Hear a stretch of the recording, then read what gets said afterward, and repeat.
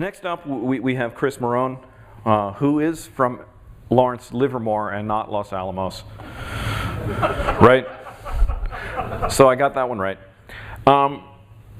He is the LWG chair for OpenSFS, and I can't say enough about the amount of effort that Chris puts into OpenSFS and the amount of effort he puts in for the LWG and the amount of effort that he puts in for the contract work that folks do, and we're very appreciative for that. I do have a bio for Chris. He sent me a note and said that I could, ad lib. That's a very dangerous thing. So I'll try to stick to the text. Chris Morrone began working on Lustre over 13 years ago when he moved to California, took a position at LLNL. Today he is still with LLNL, where he leads a file system software team. He's the chair of OpenSFS's Lustre Working Group. He is OpenSFS's technical representative for 3 of its ongoing contracts, as well as the Project Action Committee lead for 2 of those contracts, and an active PAC participant. That's the Project Action Committee. I never can remember what it stands for. PAC. Political Action Committee. No. Participant on a 4th contract. Chris is also OpenSFS's liaison and the chair of the joint EOFS OpenSFS Lustre Org Working Group. Chris, you're my favorite cue ball. Come on up, ladies and gentlemen, Chris Morrone.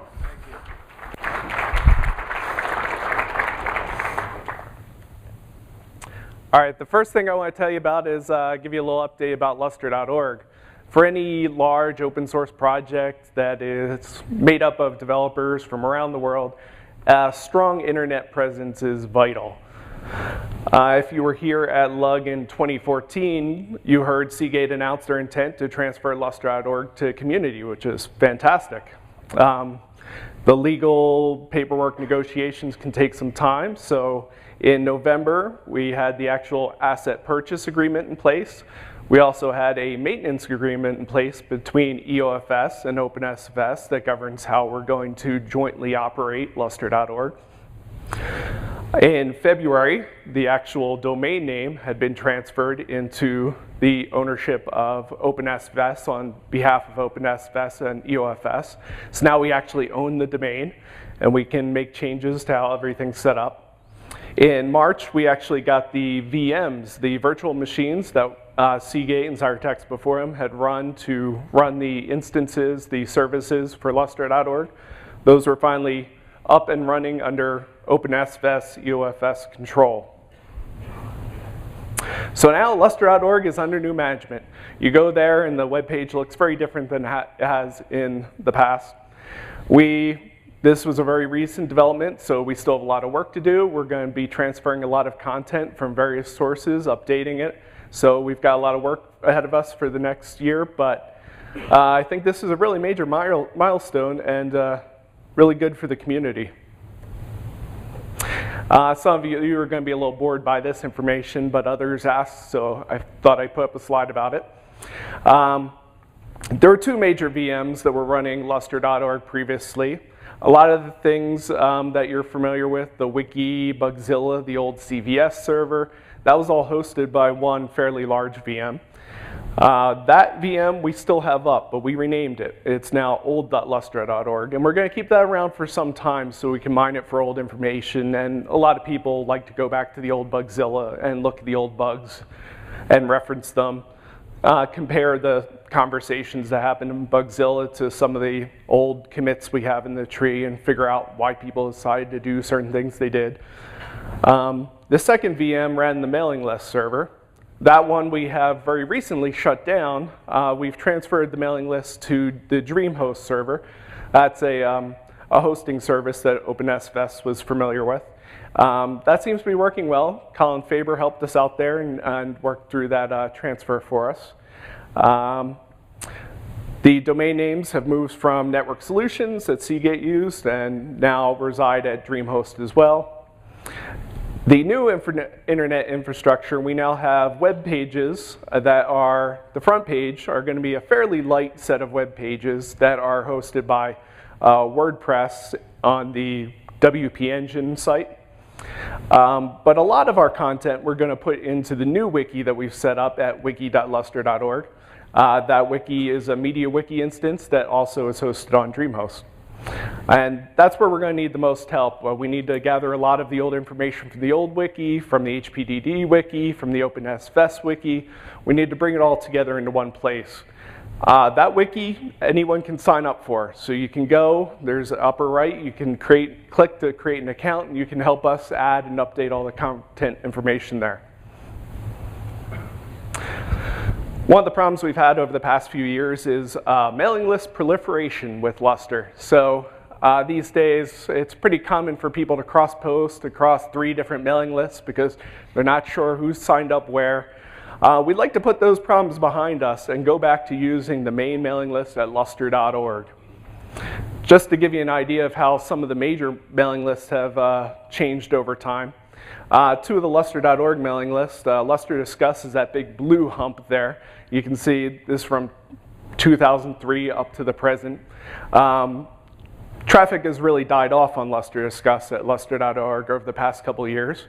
Lustre Devel, where the developers hang out, that's also dropped off quite a bit. And the HPDD Discuss mailing list, which I've typoed there, HPDD, that's really become, in the past couple of years, the de facto central mailing list for Lustre. But that wasn't really the intent of Intel. Intel set up that mailing list for Intel customers to come and discuss Lustre products that Intel provides. Really, they'd like to see a lot of that general traffic move back to the central mailing list as well. So we're going to be working on that this year. So the main message for you guys is the official mailing lists are listed here. So Lustre.announce, everybody should sign up for that. If you're interested in Lustre, sign up. It's not a very high traffic mailing list, but you'll get updates about major events like LUG and LAD. You'll get information about the major releases as they come out. Lustre Discuss, that's the main mailing list where anyone who uses, installs, manages Lustre, all your general questions, that's the place you want to go. And that is the list with the most traffic by far. Lustre Devel, that's a place, if you're a Lustre developer, interested in development items, you should sign up for a Lustre Devel mailing list. It's easy to find the mailing list on our lustre.org website. There's a link on the right side, so if you forget, it should be easy to find. Just remember lustre.org. Next, I'm going to tell you about some of the recent releases we've had. Since LUG a year ago, we've had 2 major releases, Lustre 2.6 and Lustre 2.7. Lustre 2.6 came out in July. Some of the major features there were LFSCK Phase 2. So if you're not familiar with that term, LFSCK, if you're familiar with FSCK, the file system checker for LDiskVS or ext4, that works on just one file system backend. If you want to run it on all of your servers, you have to run that command on every single server individually. But that only checks the ext4 consistency. It doesn't tell you whether your Lustre file system layered on top of that is fully consistent. So the role of LFSCK is to be an online file system checker that can make sure that the Lustre file system layer is consistent. LFSCK is going through multiple stages of development. In 2.6, we had MDT OST consistency. So the main thing there is it looks at the MDT and sees, well, we've got these file names. Do the objects that store the data for that file name really exist on the OST that they're supposed to? It checks that. It also checks whether there are objects on the OSTs that the MDT has no names for and can optionally then put those objects into a lost and found directory. We also had some client single thread performance improvements. We're very happy to see that. Client performance issues have hurt a lot of us, so those are a welcome addition. And in 2.6, we also saw the introduction of a technology preview for striped directories. That is a later phase of D&E, the distributed namespace work, where a directory, instead of being hosted entirely on one of multiple metadata servers, the data for a single directory can be striped across multiple metadata servers. Lustre 2.7 came out just a month ago in March. We have another phase of LFS-CK this time. Some of the D&E work is already in Lustre at this time. So now we have consistency between multiple MDTs. D&E gives you the possibility to have multiple MDTs. Now we want to have the file system checker make sure that they remain consistent and agree on what the file system looks like. We also had dynamic LNet configuration work from Intel. If you're familiar with LNet, if you want to make a lot of changes, a lot of the changes in the past that you've wanted to make to LNet, you need to completely take down your software, unload the module, change the modprobe.conf file to add some module options, and then start it up again. Dynamic LNet config gives you a command line tool that lets you make a lot of changes online without taking down the modules and this system running on node. We have some fine-grained OST placement work from Fujitsu that enhances the LFS set stripe options so you can more precisely select which OSTs you want your files stored on. We have UID GID mapping from Indiana University. So that's big in the WAN world and other places where you have multiple domains of users where you might have overlaps between your user identification numbers, and somehow you have to map them to a consistent mapping so they can use the same file system.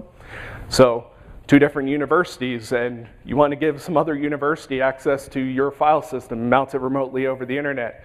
Well, somehow their IDs all need to be mapped into a space that works on your system. And that's what UID GID mapping does for you. The technology preview for Stripe directories continues in the 2.7 release. This slide is mainly so later when you go back you can see the specific numbers about the releases. I'm going to show you some graphs instead, so don't try to look too hard at the numbers right now. So this chart tells you a little about the commits from Lustre 2.1 through Lustre 2.7. The number of commits in each release, so you can kind of get an impression of how much went in each time. Commits is just one measure of work going on and a pretty gross high-level one, so it doesn't tell you a full story. Neither do lines of code, but we have that number as well. It does give you at least a high-level first-order impression of what's going on. Activity lines of code have been, obviously at 2.4 we had a giant peak, and we're going up a little bit in recent releases. So this is a chart that tells you how many commit authors, how many people authored commits that went into that specific release of Lustre over time. It's varied a little, but I think it's kind of on an upward trend, which is good. Here is a pie chart, because I know people like pie charts. Some of them prefer them over the bar charts, so I got that feedback before. So here's a pie chart that shows you the number of developers that were authored commits from the various organizations. Obviously, organizations may have many more software developers than appear on this chart, but these are developers that actually show up in the Git logs of the Lustre tree as being authors of patches for the last release.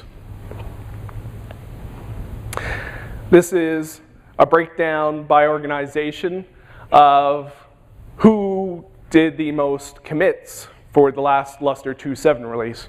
So obviously Intel's still dominating there. They have over 76% of the commits. And to keep the pie chart from getting too clustered, any organization that had fewer than 2% of the commits, I just grouped together into the other pool. So there were 10 others that collectively did 4.2% of the commits. This pie chart shows you the lines of code per organization in the last Lustre 2.7 release. 87% from Intel, so we still have them as the largest part of the pie. This one's new. We haven't really talked about reviews in the past, so I think that's something we need to focus on in the future, is how many reviews we're doing from various organizations. Obviously, Intel still dominates that pie. And partly that makes a lot of sense, because in OpenSFS we have a contract, the SFS maintenance contract with Intel, that partially funds them maintaining the main tree of Lustre. So you would expect that they're going to be a larger part of the pie. But overall, we still have barely, if you look at people, not organizations, only 5% of the people did over 50% of the reviews. And I think that's a number we really would need to work on in Lustre community. There's too much change going on for only 5% of the people to really be doing in-depth reviews on all the change we're putting in. So we need to work on getting our developers spending more time on code reviews. One of the things we've done for the past few years, and thanks to Peter Jones, he did most of the legwork on the survey again this year. This year, the Lustre survey had 89 respondents, which is a good number. That's nearly our highest. The first thing we'll talk about is the Lustre versions that people are currently using in production. It's nice to see that people have centered on 2.5, because that's a release we had talked about maintaining for a time in previous years. So we're seeing a lot of migration. There's still a fair bit of 1.8 users, but we're seeing a lot more migration forward to 2.x releases, so that's good. And people are even using the more recent 2.6 and 2.7 releases in some places. This is a chart that shows the Linux distributions that people use. The blue, if you can't see that, the blue bars are on the server side what OS people use. The orangish color is client side. So obviously most of our users are using RHEL or CentOS 6 right now. Second most RHEL, CentOS 5. But we do have a fair number of people using SLES as well. Also from the survey, we have a pie chart of the support situation. So 37% of people have formal support arrangements. Someone else, they pay or have some other arrangement with another organization that provides support to them. 9% of the responders said that they provide formal support, perhaps their vendors. The remaining 54% said they self-support. They don't have a formal support agreement. And this is another way that people can contribute to Lustre is by going to the vendors, getting a support arrangement, because that helps fund and keep the vendors going so that they can contribute to the Lustre development. Chris, is there any trending for that information? We know as the support piece of the support model, people have more support been growing over the last 3 or 4 years. If you didn't hear, you asked what the trend was in support. I don't know the answer to that. I don't think it's changed too much from the previous year, but we could probably put that together. I don't know. I think there is a comparison that is Okay. Peter said that on the wiki, so we put the Lustre survey up, it's on the OpenSFS wiki, and he said that information is available there. There's a full PDF of all the results, a lot more detail than what I have in my talk. So go to the wiki, find the survey there. The information is available. Next, we're going to go into roadmap information. This is going to be a little different than we've had in previous years, and I'll get to some of the reasons why a little further on. So we want to stick to major releases every 6 months. We want to try a little harder to stick to the train model we agreed to a couple years ago. So our targets are Lustre 2.7 out in March of 2015. We met that. It's out. Lustre 2.8, that should be out in September of this year. Lustre 2.9, March of next year would be the cadence. So here's some development projects that are currently underway. Instead of saying that these are going to be in a specific release, instead I'm going to give target dates. And these target dates may change because software development tends to be somewhat unpredictable. So these are our best guess, our best evaluation of when they're going to be done, but the dates could change. So first we have NRS delay for fault injection. That's a nice little feature. It'll help with the testing. We can inject more faults into the system for testing purposes. In May, we're supposed to have updates for servers to support RHEL 7. Also in May, Stripe directories. We're supposed to be getting the, you saw in the previous 2 releases, it was a technology preview. We're supposed to get the completion of that work sometime in the next few months. UID mapping configuration. So I told you a little about the UID mapping. The one thing missing there is the ability to set up the configuration one place on the MGS and have the configuration data spread out to the rest of the system in a Lustre system. Right now you have to manually set up the files on multiple nodes, so a little more work coming there.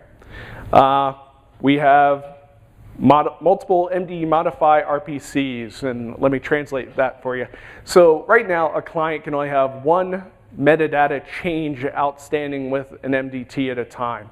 So if you have 100 threads on node that want to create different files at the same time, they all get sequentialized one at a time over the network, wait for the reply, wait for it to finish, then the next one can go out. This will allow multiple to be outstanding on the network in parallel. So we should see some performance improvements out of that. In November, we have shared key crypto work coming. The main message here, if you want to keep up to date with what's going on these projects, we have a page on the wiki.lustre.org/projects. Should be pretty easy to find. If you forget where the wiki is, lustre.org main page has a link to the wiki. If you get where the projects are, the wiki has a link on the left to projects, so it shouldn't be too hard to find. And we also, in addition to the projects that we have here, where we have people telling us from the various organizations what they're working on and what their time frame is, on the same projects page, there's a future projects block. So there's a lot of things that people intend to work on, but right now they haven't really dedicated significant manpower. They don't know when it's going to be done exactly. So you can see some of those future project ideas on the same page as well. And as those projects have manpower allocated and they report to OpenSFS when they think things will be done, we'll promote those to the currently in development projects page with predicted target dates.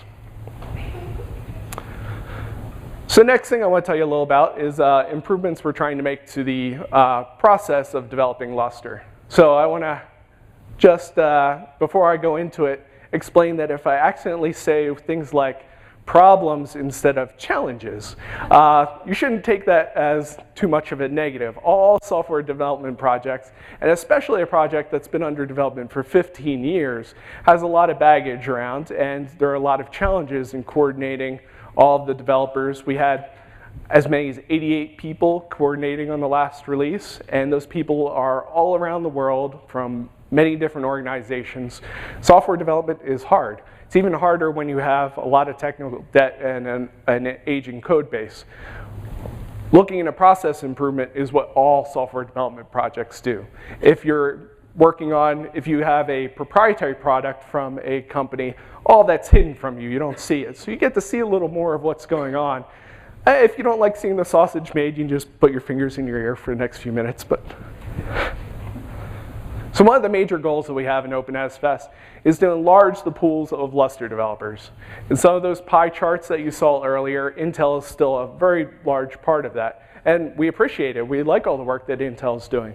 But what we'd like to do is add more developers from other organizations to try to balance that out and have the development effort be a little more balanced across other organizations.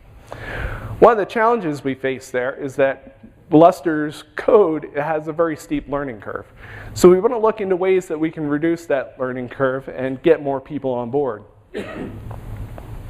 So, part of the plan, we want to make the Lustre code more approachable. Here are some ways we want to do that. We want to document Lustre's protocol. Right now, there's no protocol documentation. The protocol is whatever the code happens to do. And that can be problematic for a number of reasons. That can make it difficult to debug Lustre's code because sometimes it's hard to follow. And as a developer that's debugging a problem, you can see the messages that are going across the network, but you don't know why. And you know something's wrong, but without the documentation of protocol and how it should work, it's hard to figure out what the problem is. It's also more difficult to maintain compatibility between major releases over time if you don't know what the protocol was in the past. If you have to go dive into a code base that is fairly dense and you have to look at many different code bases from previous releases, it's a lot harder to maintain protocol compatibility. We really need to get it written down. Another thing we need to do is comment the code. Code should ideally be readable and you shouldn't need comments, but in the real world, that doesn't happen. We need some comments to explain what the code's doing. And we've been working on that as well. Next, we need to refactor some code. Like I said, after 15 years, you're gonna have some technical debt, you're gonna have some warts in the code that you don't need to change the functionality, you just need to rewrite it so people can understand what's going on and make it more maintainable, and hopefully that will lead to more stable software. We also need to improve the build and packaging system. If we're going to get new developers on board, the first thing they have to do is be able to easily build Lustre. Because if you want to make changes, you're going to have to build it over and over and over again so that you can test it over and over and over again. So we need to work on that as well. We need to improve the web pages, and we're going to be working on that. And finally, we need to overhaul the manual.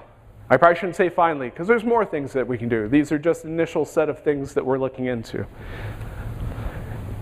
And here is a list of some of the things we're doing to address some of those topics. So documenting the protocol. OpenSFS has a contract out right now with Intel to document the protocol.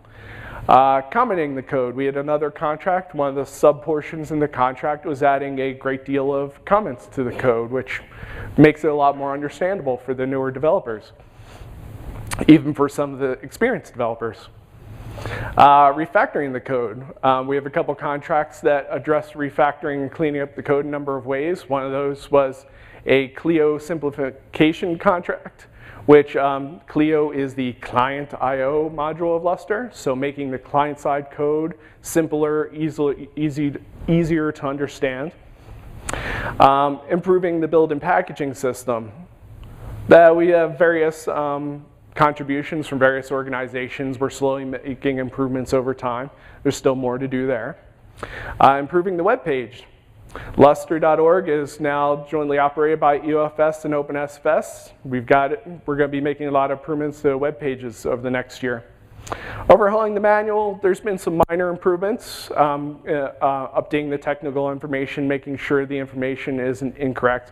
But there's still a lot to do to rearrange it and actually make it more approachable for new users of Lustre. In parallel with making the code more approachable, we also have to look into ways that we're going to keep it approachable, because we're wasting our time if we make it more approachable now, but don't fix the problems that got it into being less approachable in the first place. So in parallel, we want to look into ways, we're working on ways to keep it approachable over the longer term. So the first thing I have on the list is we're renaming feature releases. We're not calling those feature releases anymore. We're just going to call them major releases. Those major releases, the first or second number changes in the version name, that's a major release. That comes from the master branch in Git of the Lustre Development. That may seem like a minor thing, but I think there's a couple important implications there. One, we've had releases in the past where the major headline feature for the release wasn't ready. So you might argue, well, we're doing the train model, it needs to come out anyway. Well, we can't do a release without a major feature because it's a feature release. Meanwhile, there's hundreds of bug fixes and smaller features and performance improvements, things that people want. They want to see the code on time. But because that one major headline feature isn't ready, we delay the release. And when you're under a crunch with a feature that's not quite ready for a release, a number of things happen. You've got a lot of pressure on a development team that knows they're under the gun, that you're already past the date you wanted to release. So they're rushing, they're doing their best, they have good intentions, but you wind up with technical debt. You wind up with code that's not as finished as it should have been, code that's not as easy to understand, code that's less stable than it should be. So instead, we're just calling it major releases, so we're not hung up on this idea that we have to have a big headline feature in every single release. Features are still important. We're still going to work on features. But it's okay if a feature isn't ready that we just delay it till the next release. Another change we're making to the process is instead of doing cherry pick only in the tree, we're going to be doing some branch and merge. Some of you that may not make any sense, so let me go into the next slide where I talk a little about branches. So a branch is a series of changes over time of the code base. We use Git as our repository tool for Lustre. So here's a representation of a branch. Each one of those blue boxes is a commit, a particular state of the code tree in time. Cherry picking means you've got all these change contributions. They go into our code review system, and they're just essentially copied and then put into one nice simple tree.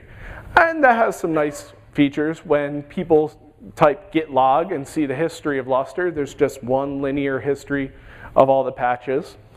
The problem comes in when you have large features. You don't want to have a change that has tens of thousands of lines of code in one ball. You really want to spread it out across multiple commits because that becomes more reviewable. You can look at the individual parts.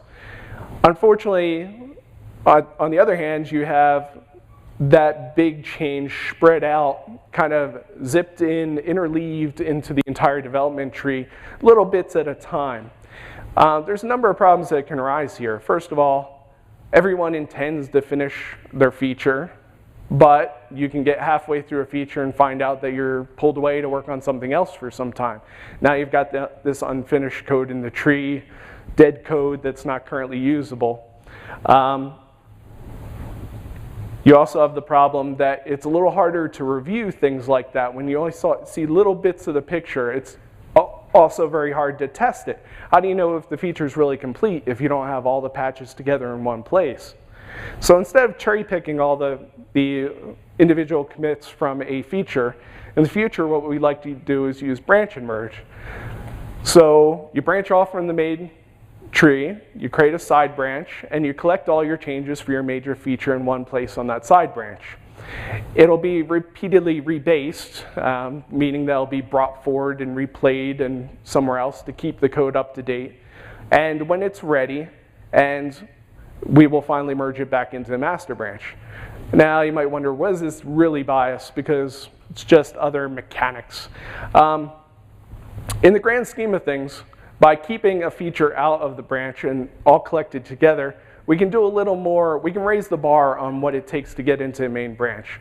We can do some testing of the entire feature on a side branch and make sure that it's really up to the quality level we need before we put it into master branch. Once it gets in the master branch, if there's major problems there, that's going to disrupt all development. Lots of people are basing their work on that same master branch. So we really need to raise the bar and make sure that a feature is really at a higher bar than we have in the past. And I think by having these branches on the side, it'll give us the opportunity to raise the bar. It's a little hard to do if we continue to put little things in piece by piece when we don't really know whether the entire feature has reached a reasonable state of completion. So that's a big part of making sure that features only land when they're done, so that they don't become technical debt, they don't become a maintenance problem, they don't become a stability problem. We'll collect them together on the side, test them, review them in one place before we merge them into the tree. One of the things we really need to work on, I talked about it briefly in one of the earlier pie charts, we need to improve our code reviews. So we've got a pretty good process in place. We have a code review system where anyone can create an account, anyone can submit change to Lustre, anyone can go in and review work that is pending to land in Lustre. But I think we need to raise the bar a bit. We've got the infrastructure, and now we have to raise our standards and keep working on raising our standards over time. And part of that is giving our developers more time to spend getting deep into code, getting deep understanding of the changes and how they affect other parts of the code. Just understanding that the syntax looks good isn't enough. You need to make sure that you understand how that code interoperates with all of the rest of the complex system that is Lustre. And we need to continually evaluate and improve our processes over time. That's just part of doing software development. We need to constantly be looking at the processes we use and constantly bumping up our process levels. So we need you, and the main thing we need is manpower. If you're a manager out there, the main message for you is that we need you to have your employees spend a significant amount of time working on master. If nothing else, bug fixing, code improvements, feature improvements, that's all welcome. We need all of that. But if nothing else, we really need the code reviews. We need more organizations and more people spending more time doing in-depth code reviews so that we can maintain a higher level of quality in the main branch of Lustre. If you're a software developer, participate in code reviews. If you don't have time to participate in code reviews, go to your managers and explain why it's important. Get them to carve out some time for you. And going back to managers, if you're a manager, make sure that it's part of your employee review process. Make sure you're making sure that your developers are spending those times on reviews. In open source development, how it normally goes is people scratch their own itch. They have a feature, something that's slow, something that interests them, and that's what they put their development effort in. Somebody else out there needs to review that code and make sure that it's really good for the general use of Lustre. If we don't have other organizations spending time doing reviews on stuff that isn't their highest priority, but it's still important to maintain quality, that we have other people reviewing the work that's going into Lustre.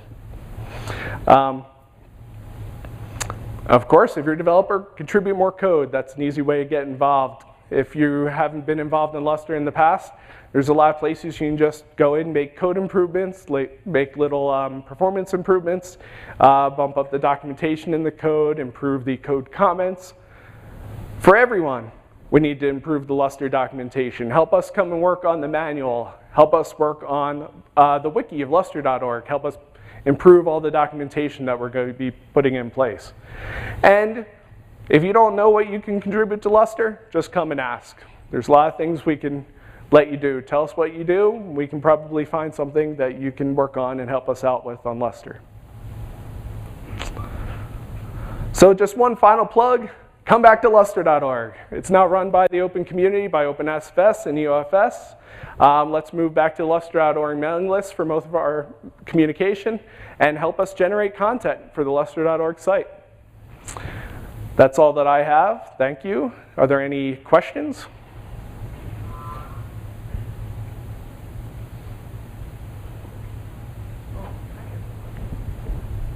James. All right. One of the questions I have is about, as you notice, the Lustre staging tree patches are all flying to the Intel mailing lists. So Yes. How do we direct that to the correct mailing list, and which mailing list should we pick? Because we're still going to have quite a few on the lustre.org. Yeah, I've talked that with a couple people. I've talked to about Peter Jones. I know he'd like to see that move off of the HGD mailing list because he's one of the main reviewers that constantly has to review and allow those posts to the HPD Discuss mailing list. So we have a little work. We have to set up reviewers. So to keep spam out of a mailing list, people who are not registered participants in mailing lists, you generally put a hold on their emails, and they have to be reviewed and moderated before they're allowed to be posted. That's how HPD Discuss works. A lot of the upstream kernel developers, they're not going to actually register and join our mailing list, but they are going to push patches to it. The same thing's going to happen, I think, Lustre Devel, to answer your question. I think that's the correct mailing list. We just have to make sure we have those moderators in place, and then I think the folks at Intel will help start redirecting the kernel guys to use that mailing list. Doesn't this kernel developers indicate when their emails get stuck? And so if you can invest in the better spam detection, that would be better. So it looks like kernel developers don't like moderated lists because it creates extra delays, and they get tons of those extra nagging emails like, oh, you are not a member of our mailing list, please register. They get a ton of those. So they prefer if people combat spam by other ways, like, I don't know, improving spam filters and stuff. And if we could invest in that somehow, that would be an even better thing. But redirecting patches around is actually easy. There's a special file in the kernel. We submit a patch that from now on send patches to this other place, and they'll do.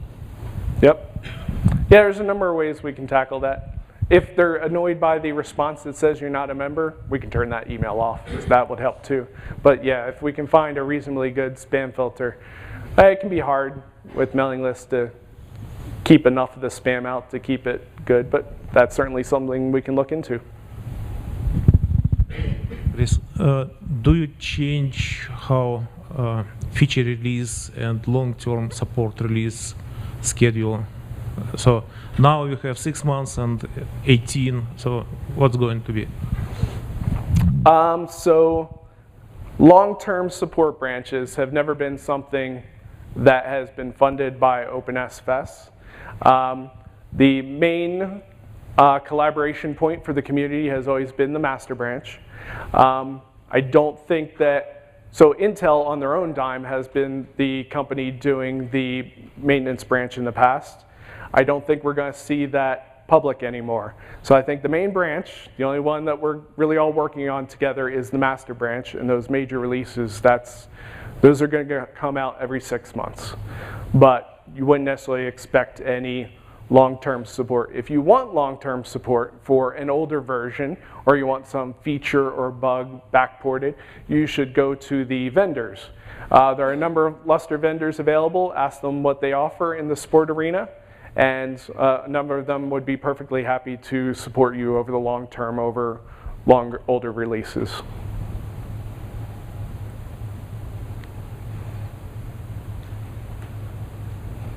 We have one there. You spoke some about separating Intel stuff. Wait for the. You spoke some about separating, because basically nowadays, if I ever want to go to a mailing list or a technical site for Lustre, I go to something Intel related, and you talk some about the mailing lists, you know, kind of finding a way to divert some of the traffic to the Lustre.org ones. This is the same for the HPDD wiki as well, that you're going to try to, Intel wants that just to be for Intel specific, and then not Intel specific and make its way back to Lustre.org wiki? Yes, we would like to get a lot of the general Lustre information that right now is only hosted at the Intel wiki. We'd like to get that updated and transferred to the Lustre.org wiki. Yep.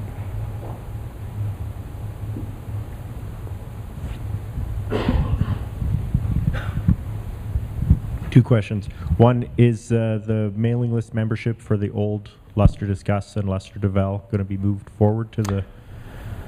Yes. So we transferred the entire, Colin went and actually just tarballed everything up, so the archives are all still there. The old membership is all still there. So that's all still in place. And the second question is there going to be a open license for wiki.lustre.org? I think we could do that. Or something like that. That seems reasonable. I don't think we've discussed that yet, but we will do that soon.